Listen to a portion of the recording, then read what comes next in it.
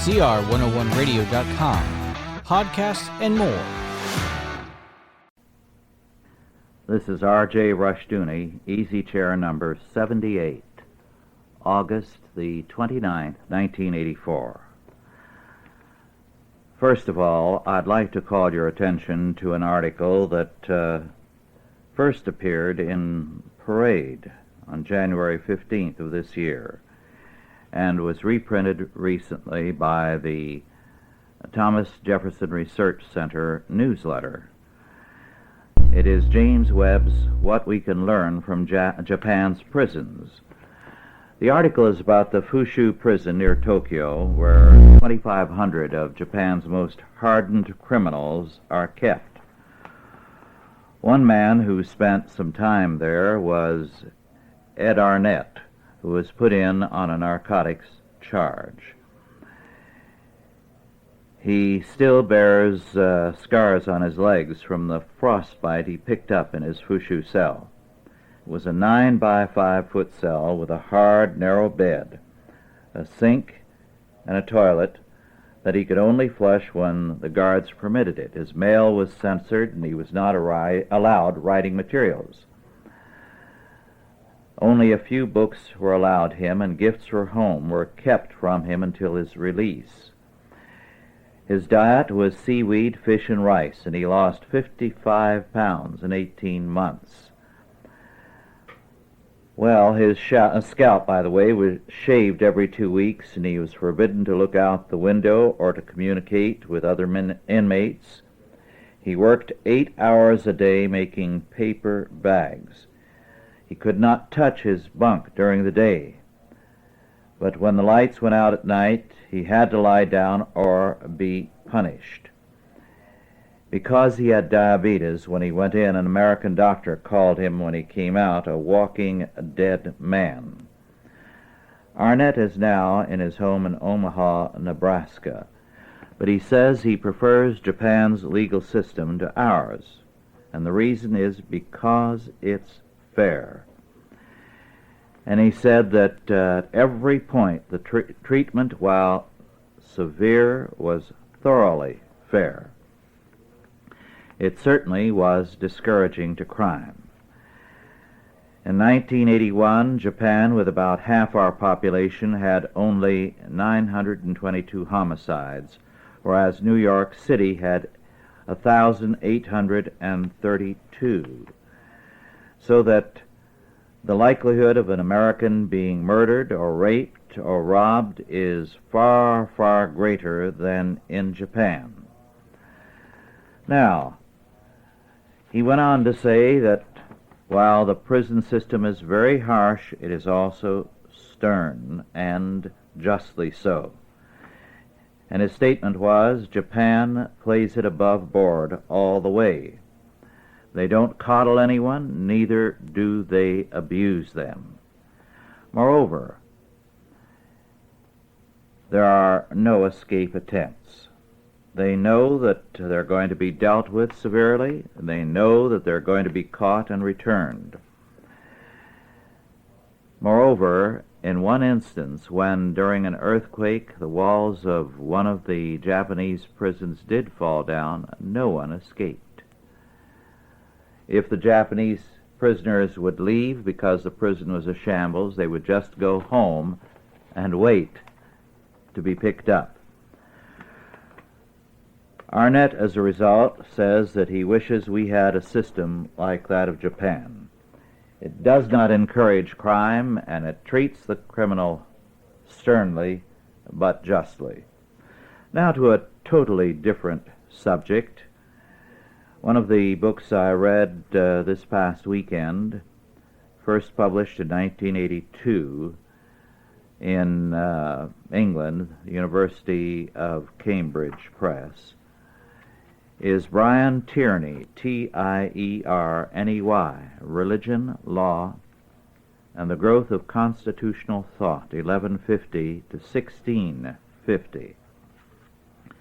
It's a slim but well-packed volume. The thesis of it is this, that contrary to what racism which is the only way to describe it, has said, we did not get our free institutions and constitutionalism from the old Germanic tribes. It is not a Teutonic inheritance. This is totally a myth. The concept of constitutionalism took its modern form. Some ascribe it to ancient Israel and the fact of the law, but his concern is with the medieval development. In the Middle Ages, the conciliar movement, the demand for an ecumenical council to govern the papacy, came to a head in the Council of Constance, which ended the schism and the reign of 3 popes instead of 1. In the process, legal minds set to work to develop a constitution, a law code, an overriding law that would govern the whole of the church. Out of this came the development of constitutional thought.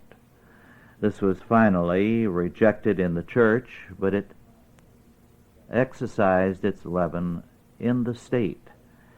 And step by step, the concept of constitutionalism was made a part of the life of the state, not without conflict, as he recognizes, but emphatically made a part of the thinking of the West. One of the things that gave the Protestant countries the edge was that Calvinistic political theology in particular took over the kind of thinking the medieval conciliar theorists had developed. And they, as a result, gave rise in Britain and this country and in some other countries as well to the kind of constitutional thinking we today recognize as so important to our thinking. In the course of his analysis, Tierney also deals with the concept of corporation law, that is, laws governing the idea of a corporation, the meaning of jurisdiction, and also the conflict which has developed and which was implicit from the beginning between the ideas of sovereignty and federalism. And we can say that in this country the conflict is a very critical one. The Constitution deliberately made no reference to sovereignty. It was regarded as an alien concept, as one that properly could be attributed to God alone. However, beginning with John Marshall, the idea of sovereignty was introduced into our law. Since Woodrow Wilson in particular, the concept of sovereignty, federal sovereignty in particular, has become very powerful, and the result is that constitutionalism has suffered, because there is a conflict between the idea of constitutionalism, which is the rule of law, and sovereignty, because a sovereign cannot be bound by law. A sovereign is the lawmaker. Law is under the sovereign, not over him. This is why we believe that God alone is the Lord or sovereign. All law must proceed from God. And because we have adopted the concept of sovereignty, constitutionalism is receding. And the Constitution has become a rubber yardstick, which is used very freely by the courts to mean whatever the sovereign chooses to make it mean. Sovereignty and constitutionalism cannot work together. Well, on to another book, a very interesting book by Charles W. Adams, published by Euro-Dutch publishers in Curaçao, but available from Euro-Dutch publishers, P.O. Box 1070, Buffalo, New York 14221. It was published in 1982, and the price is $35. Very little has been written in English on taxation, on the nature and history of taxation. A book some years ago in the last century by Seligman is the only one of consequence that I have any knowledge of. This book by Adams is an excellent one, given one critical fault. He is an idolater who, like so many others, makes a great deal of the Greeks and their supposed superiority. Well, there was a great deal wrong with Greek culture. And by the way, while I'm on the subject, let me add that economists also make a great deal to do over the Greeks and the fact that coinage was first of all established by the Greeks, gold and silver coins, and that on the whole they maintained, which is true, their coinage successfully on a hard metallic basis over the generations. As a result, they are highly commended. But we have to understand the historical context. Hard metallic money prevailed previously. It goes all the way back, for example, in the biblical faith to Moses. Because in God's law we are told, just weights and just measures shall ye have. And the primary reference of this was to money, gold and silver. The shekel in the Bible is not a coin, it is a weight of gold and a weight of silver. Thus, gold and silver cross borders in antiquity, because it was by weight. This biblical concept was, by the way, adopted in this country so that our coinage was in terms of the ounce. The $20 gold piece, or double eagle, was 1 ounce, 90% fine in its gold content. And all the lesser gold coins were fractions of an ounce. This is one reason why in the Orient, with its experience with bad money, American gold was so highly prized.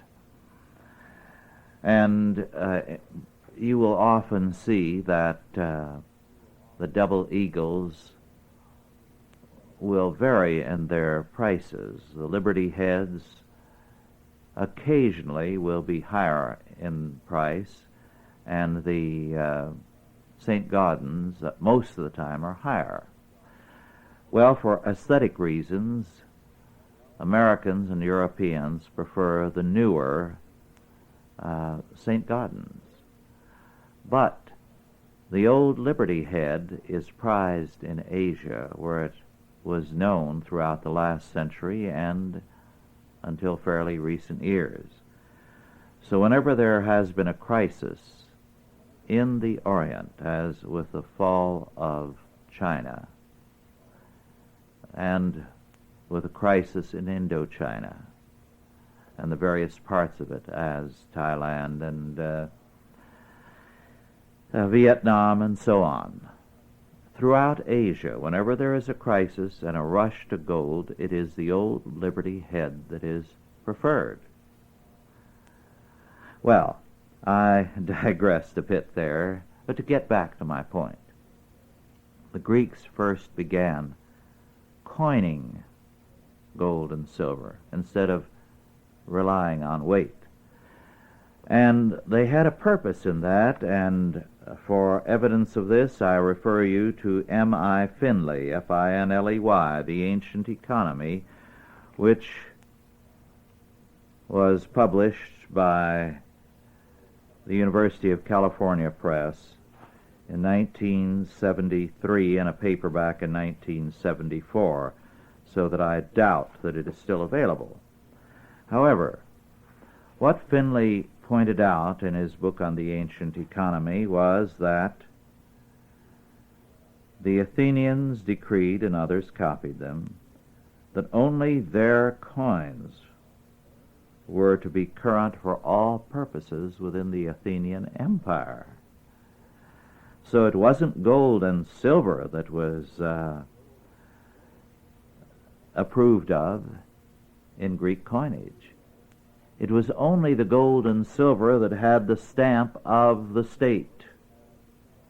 So we owe one of the worst aspects of coinage to the Greeks, not the best.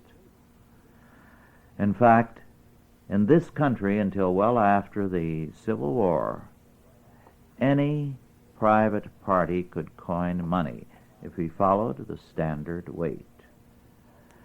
And here in California, a great deal of California gold was coined. Most of it was in bars that bore a denomination giving the exact weight, and $20 or $100 as the case may be. The only ones that were coined were the coinage under $1. $1 and under, very small coins, were made.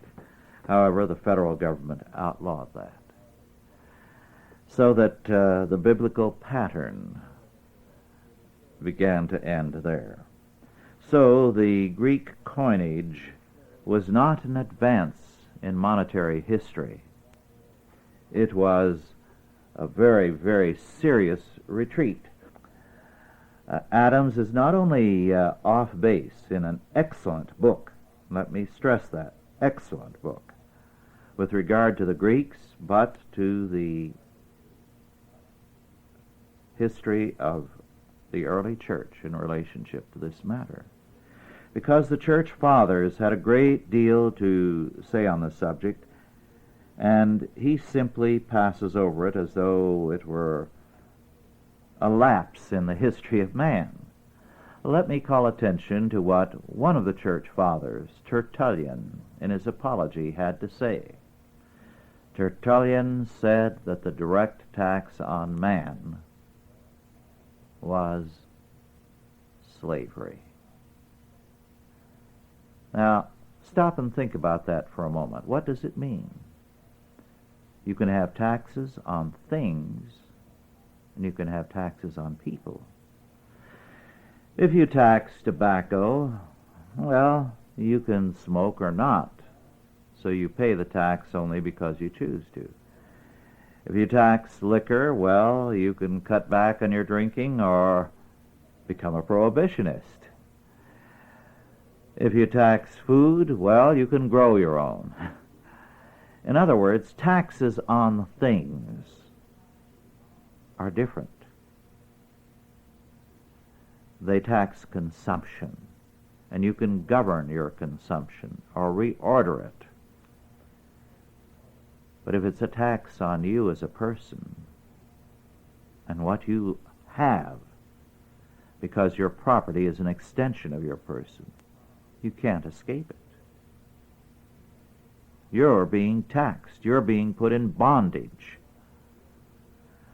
And this, unfortunately, is an aspect of the study by Adams that he doesn't deal with because he is not familiar with either the Bible or church history. However, I will say this, he is thoroughly fair to one of the more abused figures of history, Constantine. He does call attention to Constantine's return to the gold standard. In fact, the whole of the establishment of the Eastern Empire was a very important step that historians neglect. Constantine, by the way, seized the gold from the pagan temples and melted it down. for coinage, and he put Rome on a gold standard. He, moreover, chose as the new capital, as a second capital, what we now know as Constantinople, or Byzantium then. By choosing Constantinople, he chose an economically sound location, one which would enable the empire to flourish, to further a sound economy. Now, I've never known historians or who write lives of Constantine deal with the wisdom of Constantine in these and other matters. Adams quotes him as dealing with some of the practices that preceded him, and I quote, Emperor Constantine abolished torture, crucifixion, and tax informers. He considered tax informing as a more evil practice than crucifixion. In A.D. 313 he ordained, quote, the greatest scourge of mankind, the detestable race of tax informers, must be stopped. We must stifle it in its first efforts and tear out the pernicious tongue of envy. Let not the judges receive the information of the informer. Let them be given up to punishment as soon as any of them appear. Unquote. Constantine's decree should be of special interest to lawyers. Here is the first historical account of the use of the exclusionary rule, which forbids the use of evidence obtained by unlawful search, even if the evidence is reliable. The evidence is excluded to discourage unlawful police activity. Until 1962, Canada did not utilize this rule. When a police system disciplines itself, the rule is unnecessary. It is certainly not in the public interest. Unquote. There are many other aspects of Constantine's rule that are not dealt with by historians. They simply cannot forgive Constantine for having turned Christian and having worked to make Rome Christian. That is, for most historians, the unpardonable sin. And as a result, you can read book after book about Constantine with nothing about his policy of religious freedom, nothing about his knowledge of economic principles, which everyone else in Rome had all but forgotten. Well, another thing that Adams calls attention to is the beginnings of the war in 1860, the Civil War. And what he does point out is that the origins of it were not slavery. Lincoln did not get elected on an abolitionist plank. He made it clear he did not favor it. The issue was taxation, in particular the tariff. The North wanted a tariff that would have penalized the South bitterly, and they resented it. And the interesting fact, which he points out and which very few histories do, we are familiar with the brutal exercise of power by Lincoln in such cases as Clement Vallandigham, who was a Democrat in Ohio. He was arrested for attacking Lincoln's war and income tax policies. We are told by history books that he was called a copperhead, that he was a supposed sympathizer with the South, and so on and so forth, all of which was nonsense. He did denounce the war, but, and as Adams points out, he called Lincoln a dictator and denounced his income tax policy in these words, quote, "Through a tax law the like of which has never been imposed upon any but a conquered people, they, the Republicans, have possession of the entire property of the people of the country," unquote. And Adams says Lincoln reacted with a fury. Mind you, this was a political rally of the Democratic Party. It wasn't the first time a U.S. president had been called a tyrant by the opposition. There was nothing in Vallandigham's sharp remarks that was not part of the rough and tumble of American politics. But Vallandigham was arrested and charged before a military court in Ohio. Even though civilian courts were opened and Ohio was not a war zone, the military court found him guilty of expressing treasonable sentiments. Rather than have Vallandigham locked up or shot, Lincoln had him forcibly exiled to the South. He wasn't a Southerner, so Vallandigham fled to Canada, and from there he was able to get the Democratic Convention in 1864 to brand the war a failure. His conviction by a military court for expressing treasonable sentiments is akin to Soviet practices today. Solzhenitsyn was thrown out of the Soviet Union for the same reason that Lincoln threw Vallandigham out of the U.S. Just imagine the Soviets can use Abraham Lincoln as authority for deporting Solzhenitsyn and other Russian dissidents. Lincoln did not stand alone in his harsh policies or stern tax measures. The president of the Southern Confederacy, Jefferson Davis, was attacked by Southerners with the same vehemence. End of quote. It is interesting that the Southerners, when they created the Confederacy, had volunteers galore until they passed a draft.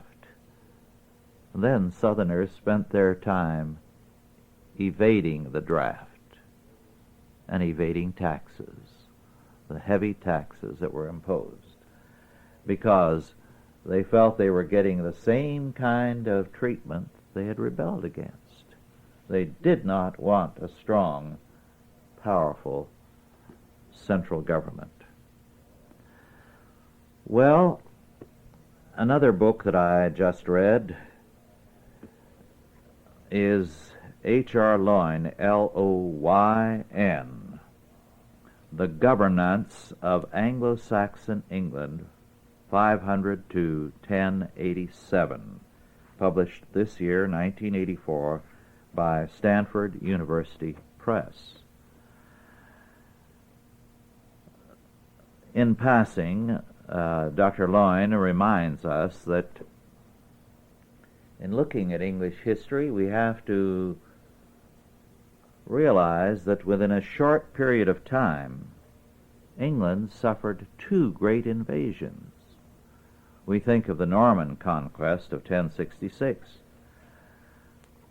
but we forget that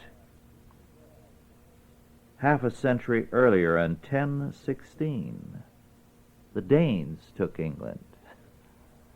So it was a very difficult century for the English. However, the main emphasis of this book is on another fact, and it is on the development and the government of England.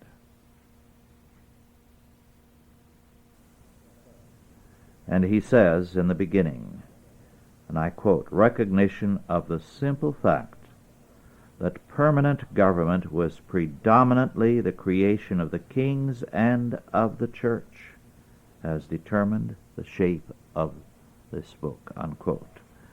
This is a fact too seldom pointed out, that kings and the church together created the governments of Western Europe. And the concept of government that they had in mind was thoroughly Christian. Do you remember the fact that, for example, Charlemagne had Alcuin and other scholars around him? He was not alone in that. And the reason was that,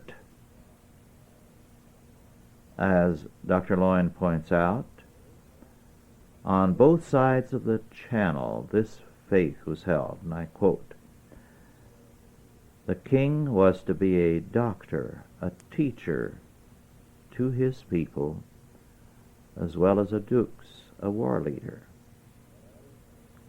In a letter to an English king, Alcuin associated a people's luck, its success in war, the wealth of harvests, its freedom from plague, with the king's personal morals and behavior. In a fine rhetorical passage, he asserted that the goodness of the king represented the prosperity of all the people, because the justice of princes is the exaltation of the people. The summons of papal legates, the holding of great church councils under royal patronage, the creation of a new archbishopric at Lichfield, and the unction given to his son Egfrith all indicate Offa's, King Offa is the reference, anxiety to benefit from and to work with the church. The theory of the monarchy benefited greatly from the period of Mercian dominance. And of course, Alfred made biblical law the law of the land. So we have an important aspect of the origins of civil government in the Western world discussed by Loyne. This is why, no matter what some of the current political pundits in the media tell us, you're not going to separate religion from politics in the United States. Not only from our European heritage, but in terms of our Puritan heritage. The two are inseparable, both in terms of Catholic and Protestant traditions. You cannot, in the Western world, separate religion and civil government. It cannot be done. The only thing that happens is that when the faith dies, there's no representation of the Christian position. But the minute the faith revives, there is a confrontation, and it is inescapable. Well, still another book in the same general vein.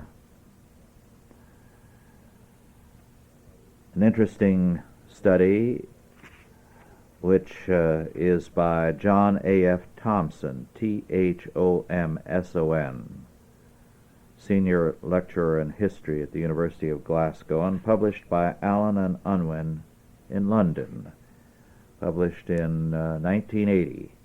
Popes and Princes, 1417 through 1517, Politics and Polity in the Late Medieval Church.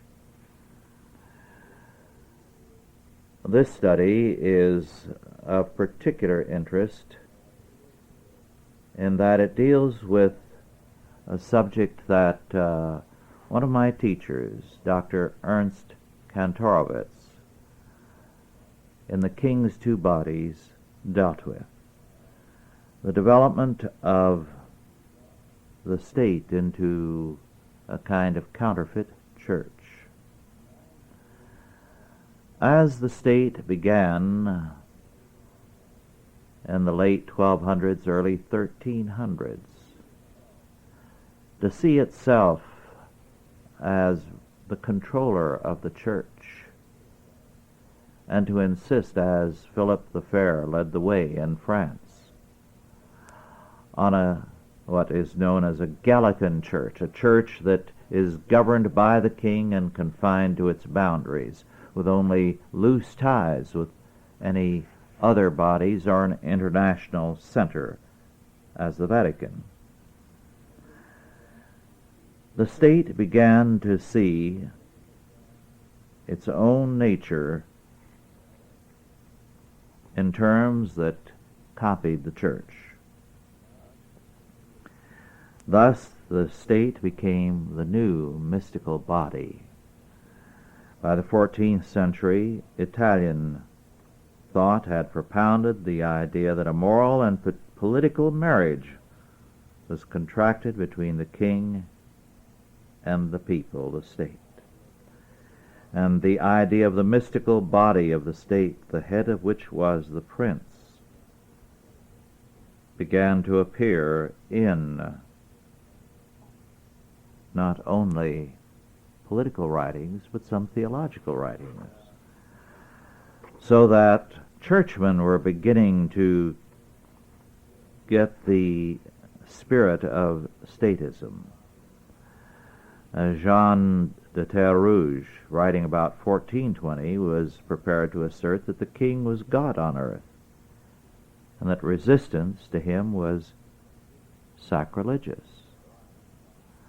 This is why some Catholic thinkers went to the other extreme and were ready to call assassination a good act.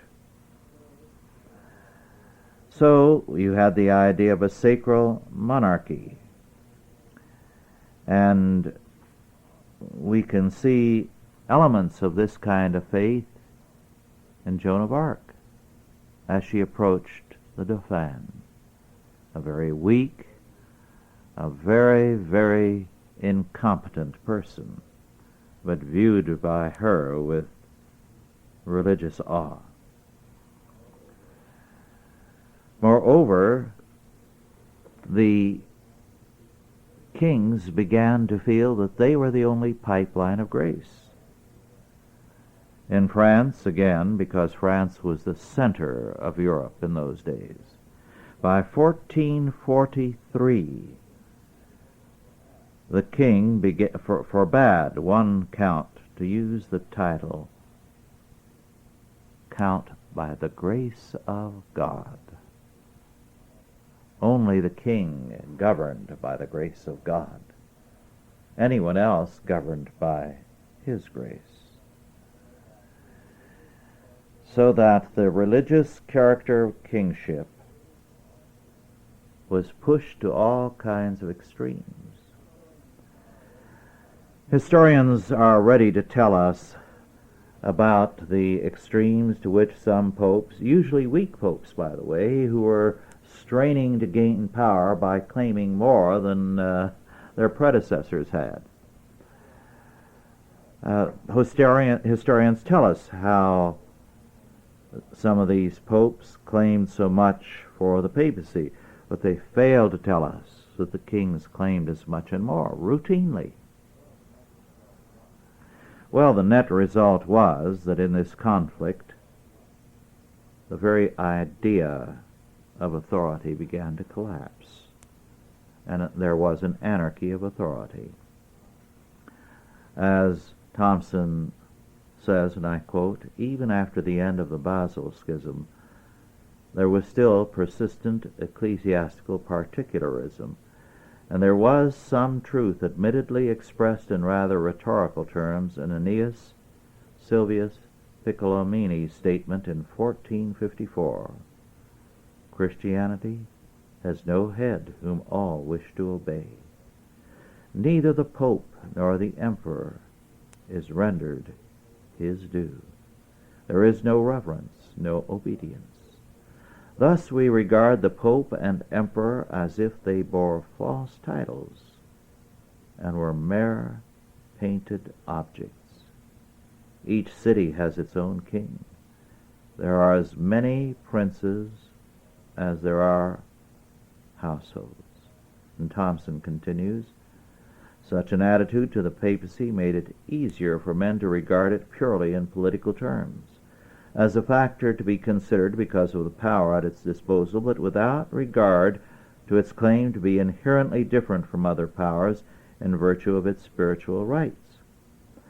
This was an easy attitude to take because the popes themselves were uncertain of their roles. Unquote. Now to still another book, Philippe Contamine's War in the Middle Ages.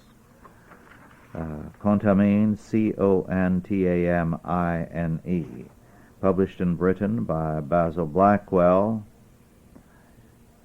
in 1980. Just very briefly, some points of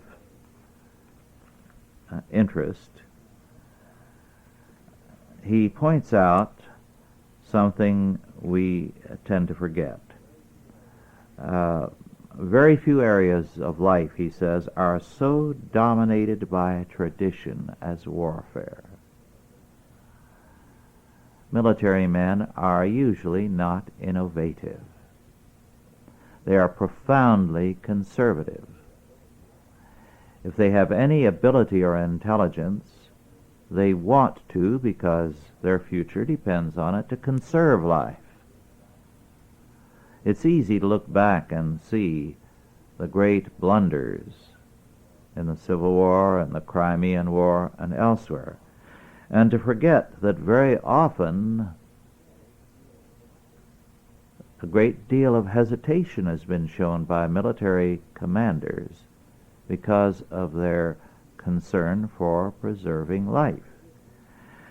And so tradition, fighting the way things were done in the past, appeals to them because it's easier to reckon on the costs in terms of human life. Moreover, in the Middle Ages, you had another factor. You had the concern about just war, the treatment of prisoners, the truce of God, and a variety of other steps taken by the church to limit the evils of warfare, to restrict the violence and the destruction on religious grounds. Now, this does not mean that sometimes in a crisis, in a breakdown of law and order, as, for example, in the warfare that Bertrand of Brittany was involved in, which I dealt with over a year and a half ago, with invading forces, the English, firmly entrenched in the land, that incredible savagery did not prevail. But in normal circumstances, a great deal of this was avoided until, as Contamine points out, the rise of the mercenaries, and together with that of popular warfare, people's wars. And he comments, and I'll read these two paragraphs because I think they are telling. The law of arms, the discipline of chivalry, with its more or less self-imposed constraints on combatants, could apply only to armies which were feudal and chiefly recruited from the nobility.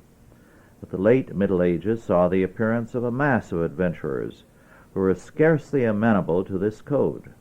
Mercenaries, including the great companies in France and Italy, in Germany, and so on.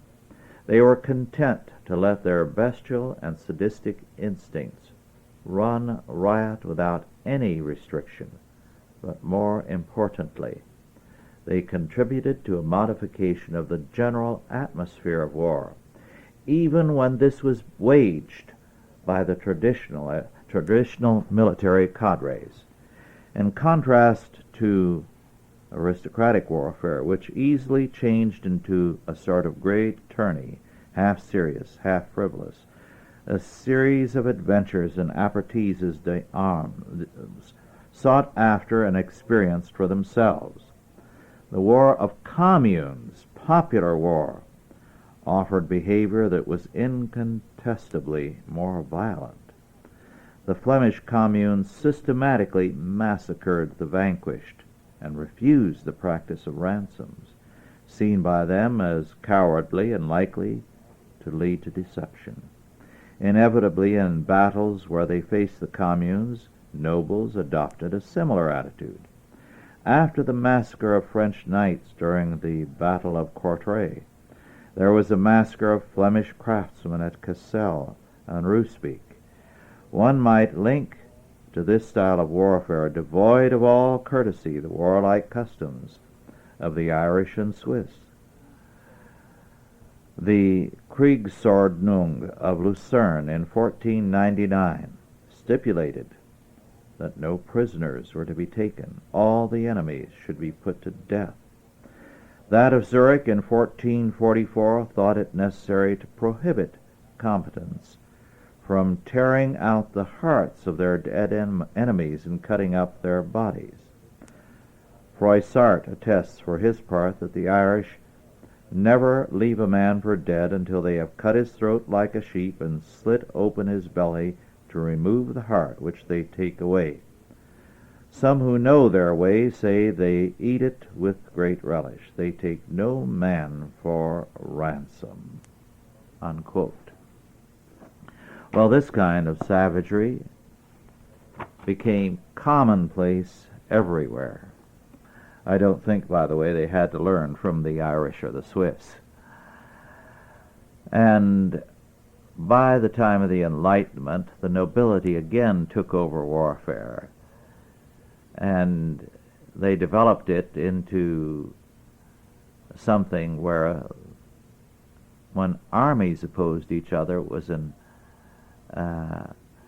Gaston and Alphonse routine. In one case, very famous, where the opposing armies actually each asked the other to take the first shot, and the commanders tried to outdo each other in gallantry.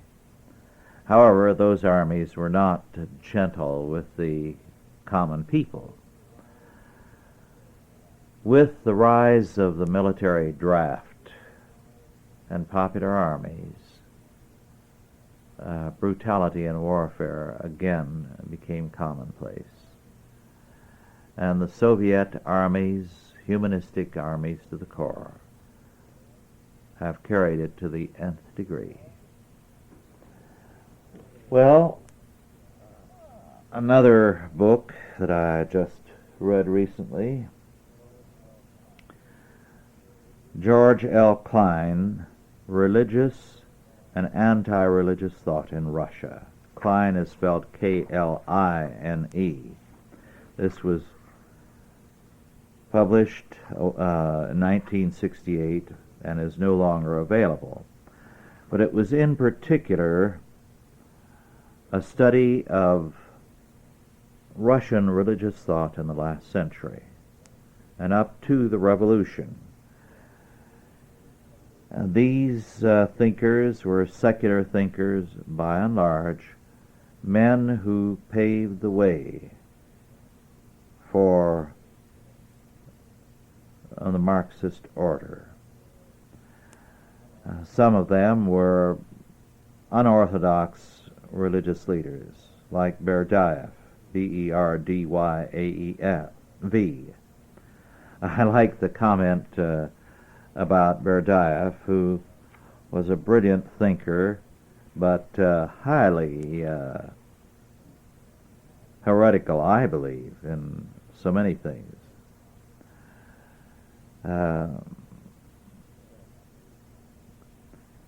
He says on page 90, Berdyaev once called himself, using a term originally applied to Nietzsche, an aristocratic radical, and it seems clear that there was something aristocratic about his religious and philosophical attitude.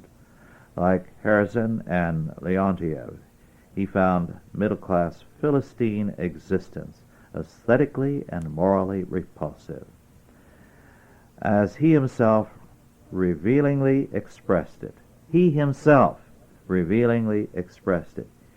went through life, quote, holding his nose, unquote, combined with a romantic exaltation of creative genius. This aristocratic hauteur found philosophical expression in Berdiaev's central categories of person, spirit, freedom, and creativity, and negatively in his bête noire, objectification. End of quote. Well, remember that the next time you find a theologian who thinks very highly of Berdyaev and thinks we should go back to Berdiaev's thinking, because what he is espousing is that kind of aristocracy. You find an echo of that coming from a different but parallel tradition in the existentialist thought, and there were elements of existentialism in Berdyaev, and those thinkers who talk about the goal of religion and of life and of politics to make people truly human. What they're saying is that most of us are really subhuman, and only when we become like them, and only when we go through life holding our nose and boast about doing so, have we truly become human. So much for such people. Well, one of the things that I think is interesting that Klein calls attention to, the Marxist scholars predicted, and I quote, that medicine will be able to prolong life almost indefinitely. It is conceivable that even the dream of eternal youth will be realized. That statement is a literal quote from a Marxist scholar, Rozhkov. Rozhkov made an even more startling statement, Klein tells us. We mortals may hope to awaken, he went on to say, even from a photograph of a dead person or a fragment of letter, the unique individual formula of a man's electrons. And now here's a literal statement from this Marxist. Men who lived many centuries ago will be resurrected in the chemical laboratory. And of course, they in turn will resurrect those whom they knew and loved. The task of immortality will finally be carried out. We must try to be worthy of future resurrection, unquote. And so on and on. This kind of thinking was taken very seriously. As recently as 1961, a Moscow medical journal repeated this claim that they would, in time, overcome death. And all kinds of extravagant statements of that sort have been made. Well, in my book of a good many years ago, The Mythology of Science, I called attention to the fact that an English scientist had predicted that some billions of years down the road the sun would die, but by that time we would have not only conquered death and conquered the limitations of a body, but we would be able to create a new sun and put it in the skies. That kind of thinking is becoming a little more commonplace. In Science Digest for August 1984 on page 72, there is an excerpt from a book by Hubert Reeves, Atoms of Silence, an exploration of cosmic evolution, published by the MIT Press this year, and has been translated also into French. And the title is, Can We Keep the Sun Alive? And it goes into the alternatives, what we can do as the sun begins to flare up into a red giant stage or settles down into a terminal old age. So he gives the alternatives, and he's quite confident that in due time apparently, we will be able to solve the matter. Well, the sin of man is to be as God, and certainly these people are illustrations of it. Can we keep the sun alive? They can't keep their own civilization alive, and they're killing it right now. And we have a responsibility to reconstruct all things in terms of the Word of God. Well, our time is virtually up, but I'd like to call attention to one thing more. This is something that was distributed by the National Labor Relations Board in 1969, and according to Washington Monthly, in a book they put out a few years ago, Inside the System, still in effect. Let me read it. It's an administration bulletin to all employees, subject to post-attack registration of federal employees. Civil Service Commission instructions require that government agencies remind all employees annually of their responsibilities under the Commission-operated registration system. In the event of an attack, a nuclear attack, all National Labor Relations Board employees should follow the procedure outlined below. If you are prevented from going to your regular place of work because of an enemy attack, or you are prevented from reporting to an emergency location, go to the nearest post office. Ask the postmaster for a federal employee emergency registration card. Fill it out and return it to him. He will see to it that it is forwarded to the Office of Civil Service Commission, which will maintain a registration file for your area. When your card is received, the Civil Service Commission will notify us, and we can then decide where and when you should report back for work.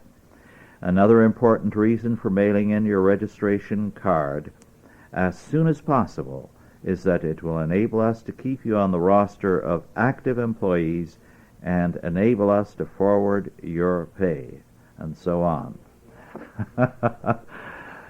So the bureaucracy is prepared for an all-out nuclear war. They're going to keep everything in order, and they're going to make sure that they have their files. Well, we shall see. It's been good to be with you again, and I'll look forward to our session in 2 weeks. Thank you, and God bless you.